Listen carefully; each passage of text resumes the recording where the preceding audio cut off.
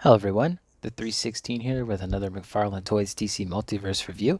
This time I got the Collector's Edition number 2 Alan Scott Green Lantern, or Green Lantern Alan Scott.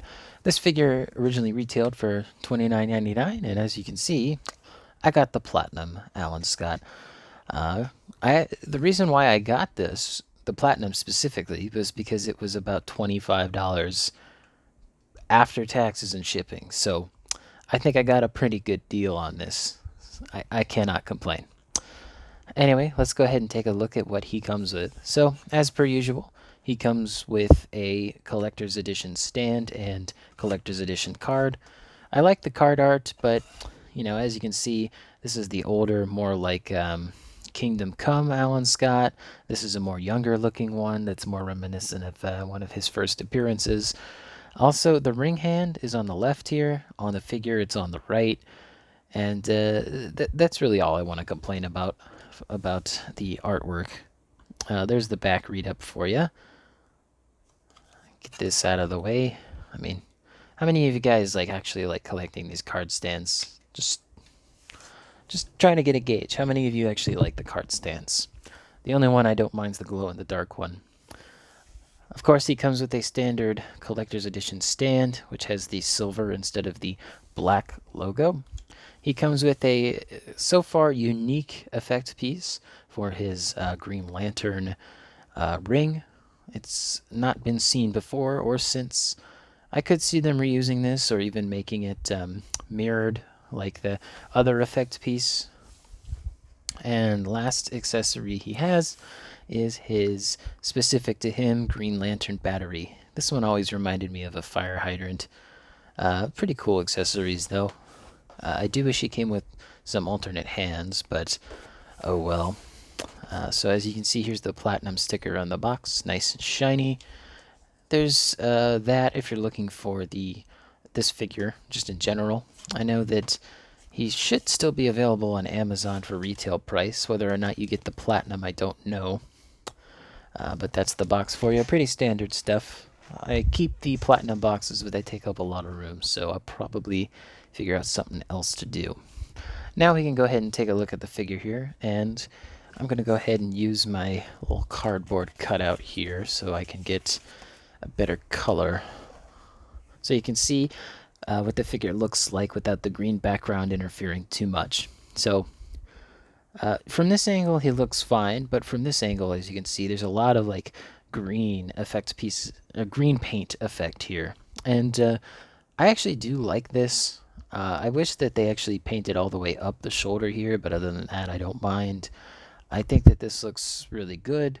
I know that a lot of people wanted the standard Alan Scott, but they were disappointed when they got this platinum. Honestly, I don't mind it. I think it looks good. And, for under retail price, after taxes and shipping, I can't complain at all.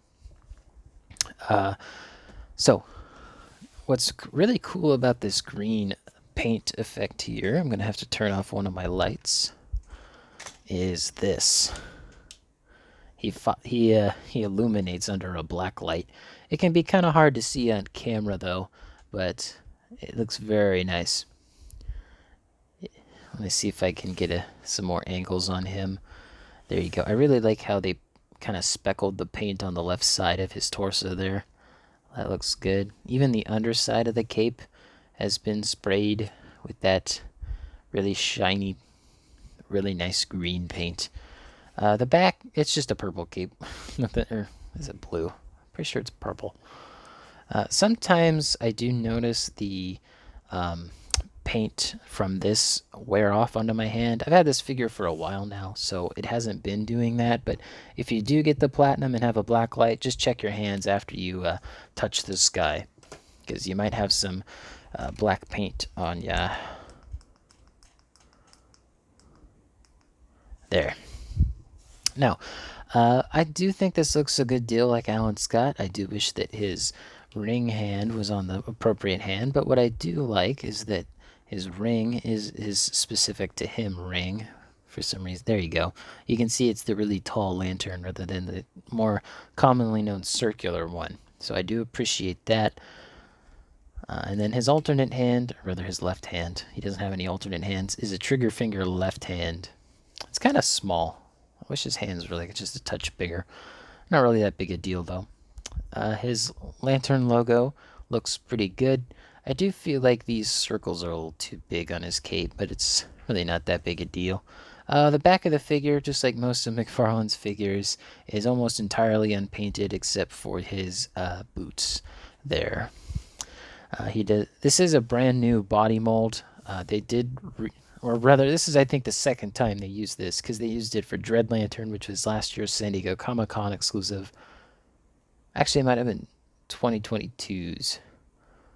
I know you can get Dread Lantern on Amazon, and I'm considering it, but I'm good with just Alan Scott for now. That's why there's these kind of weird mold markings here, because there were like wrist bracers or spikes on him on that, that arm piece.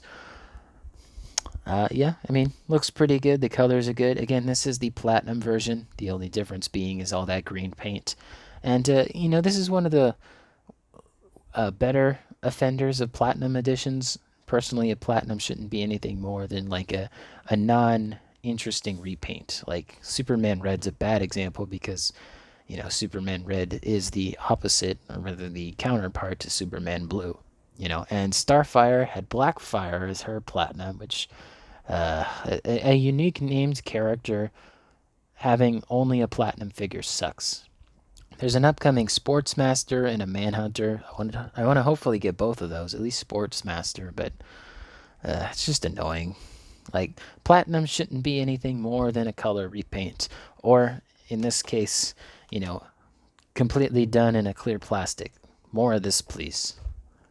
But let's go ahead and get into articulation real quick. If you saw my Red Tornado video, you'll know that the articulation is pretty much your standard fare because this uses the same body.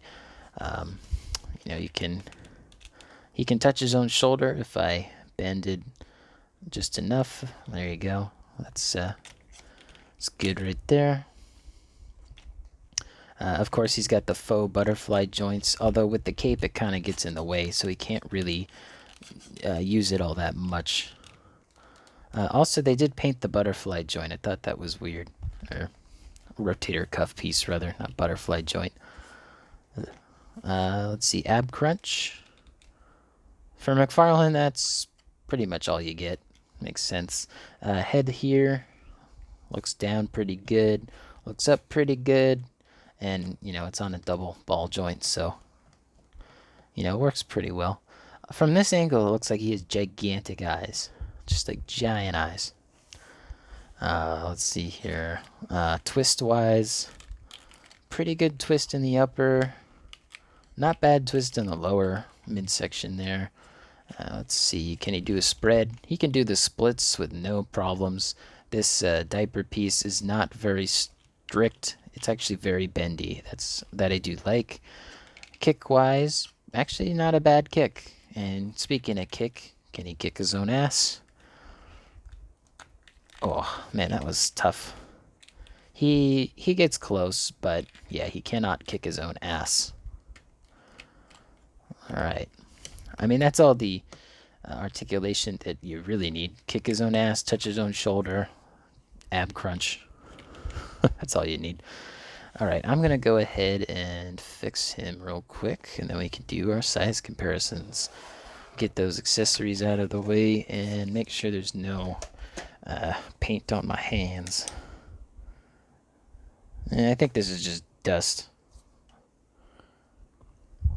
Yeah, just dust. No problem.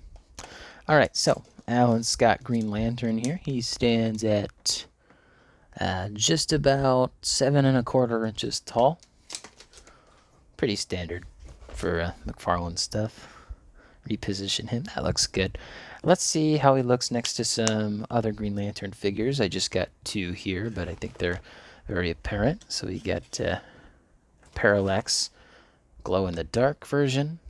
And I already showed him off a little bit, but we have the Platinum Green Lantern Batman. And all of these guys, they light up pretty nicely with the black light.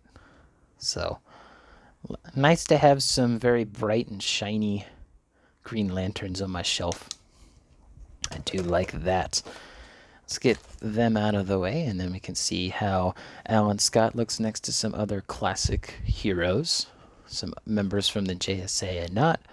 One of my more recent videos, we have the first appearance Batman, Action Comics, or Detective Comics 2740, I forget the number.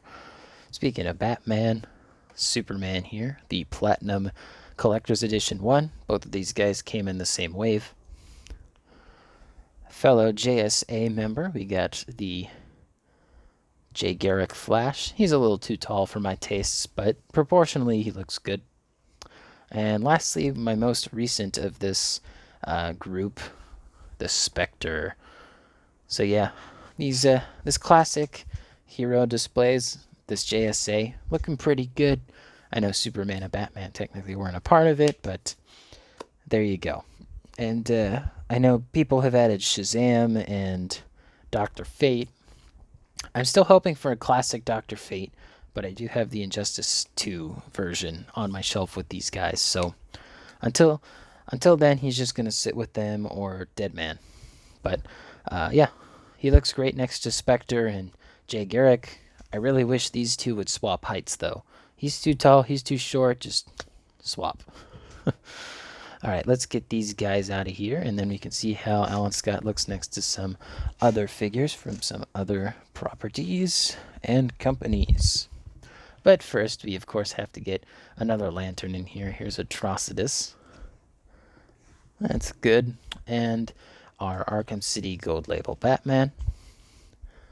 Sticking with the 7-inch scale here, we have the Jazzwares Halo Spartan Yoroi. We got to get our wrestling figures in here. We have the AEW Unrivaled Samoa Joe and the Mattel WWE Elite 100 John Cena. Moving on to our 6-inch scale, we have the Marvel Legends Scarlet Spider, the something just fell, Star Wars Black Series Retro Card Return of the Jedi Boba Fett. That one's a mouthful. We have the G.I. Joe Classified Tiger Force Outback. And lastly, the Dino Thunder Black Ranger from the Power Rangers Lightning Collection. Now, if you want to get the standard Jay Garrick figure, like I said, I still believe he's available for retail on Amazon. If you're looking for the Platinum, he really doesn't go for all that much. So if you want a decently cheap Platinum and you like the look of this one, I would recommend this one. I know some people don't really like that green effect that they have on the body. Personally, for me, I don't mind it, and I actually quite like it. But again, if you just want the standard version, it's on Amazon. But, you know, sometimes they ship out the Platinums. Amazon's weird like that. But hope you guys enjoyed the video. Let me know in the comments down below which Green Lantern figure or character is your favorite. Always been a Hal guy, but don't forget to leave a like, subscribe, and hit the bell. It all helps out the channel. And as always, peace.